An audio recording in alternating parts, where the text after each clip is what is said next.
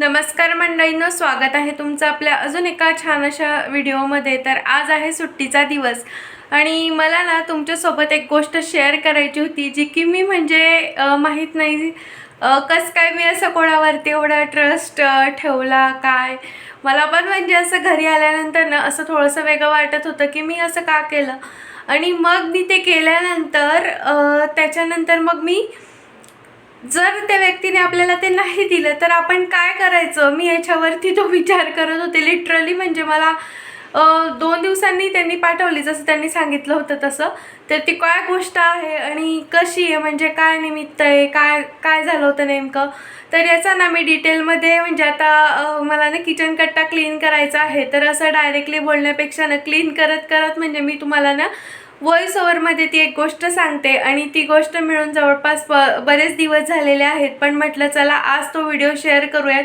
कारण की मी जी ती एक क्लिप आहे ना, तर ती मी शेअर केलेली आहे, म्हणजे शेअर म्हणजेच शूट करून ठेवलेली आहे त्यासाठी।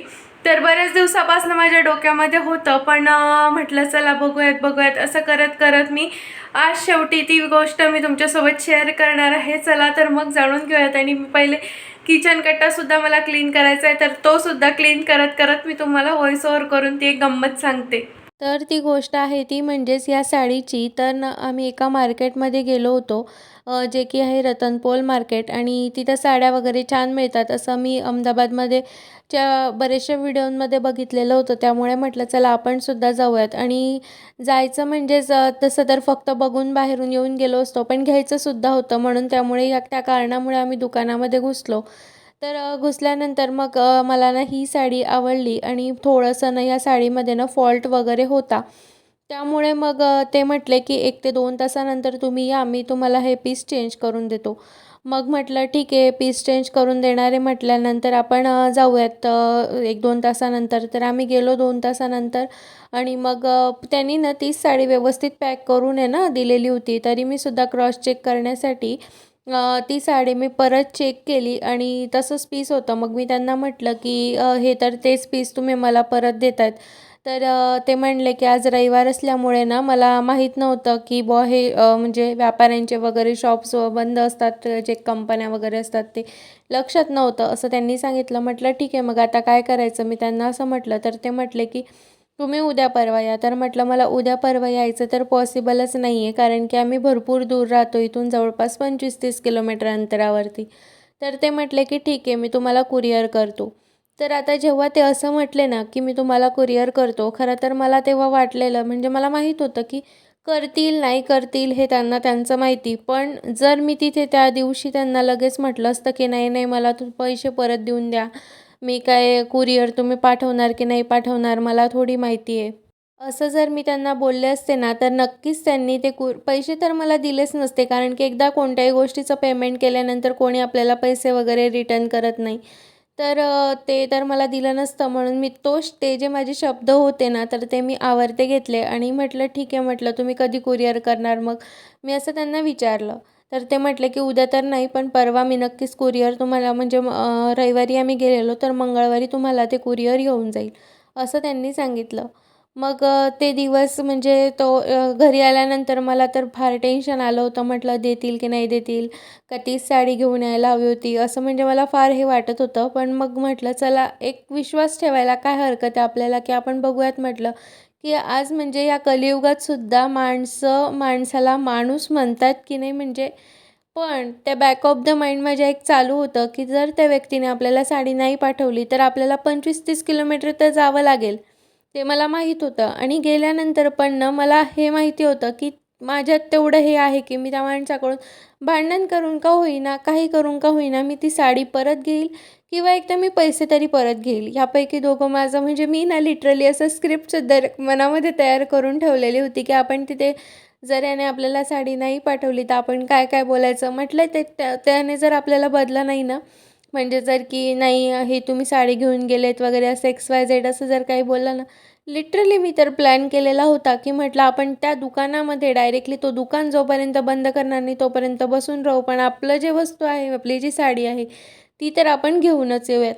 तर हा ना खरं तर म्हणजे मी जाणून बुजून केलं होतं असंच म्हणायला हरकत नाही. कारण की मला माहीत होतं, मला असं वाटत होतं की देणार नाही, देणार नाही म्हणून.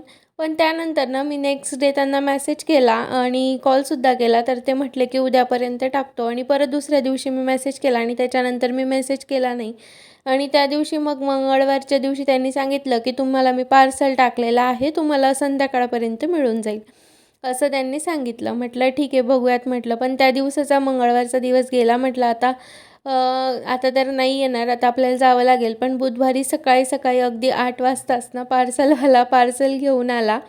आणि त्या दिवशी ना मला थोडंसं असं म्हणजे वाटलं, की नाही आजकालच्या जमान्यामध्ये सुद्धा माणसाला म्हणजे आपण काय काय करू शकत होतो आपण तिथे गेल्यानंतर जास्तीत जास्त तिथे बसून राहिलो असतो आणि त्याला जर नसतं पाठवायचं ना, तर त्याने पाठवलंही नसतं. म्हणजे असतात, की भरपूर सारे आता तुम्ही म्हणाल, की भरपूर सारे लोकं पार्सल वगैरे घेतात, ते करतात, पार्सल घरी येतात, ते वेगळी गोष्ट आहे. पण हे आपण स्वतः त्याच्या शॉपमध्ये गेलो होतो आणि आपलं सिंगल पीस होतं.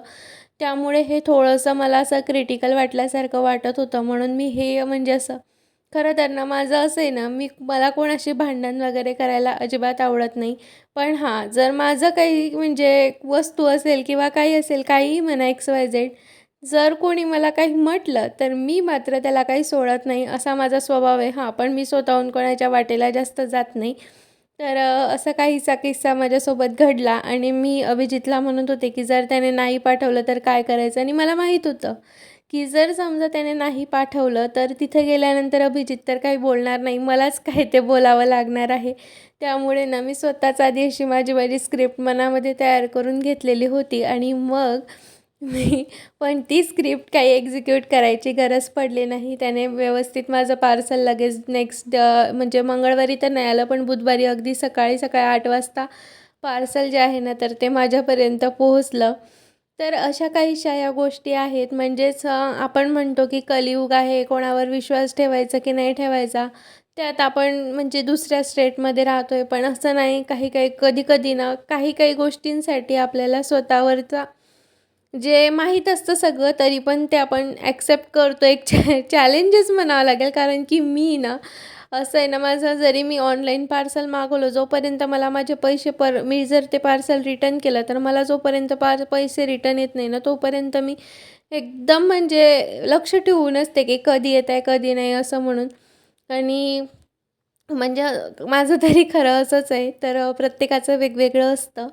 चला तर मग हा असा होता माझा एक्सपिरियन्स आणि म्हटलं असंच व्हिडिओमध्ये मी दाखवण्यापेक्षा किंवा असं चेहरा दाखवून बोलत बसण्यापेक्षा ना म्हटलं अशा प्रकारे ना क्लिनिंग करत करत हा किस्सा सांगावा. आणि मला हा किस्सा सांगण्याची खूप जास्त म्हणजे इच्छा होती. म्हटलं नाही, आपण हा किस्सा जो आहे ना तर तो नक्कीच शेअर करू.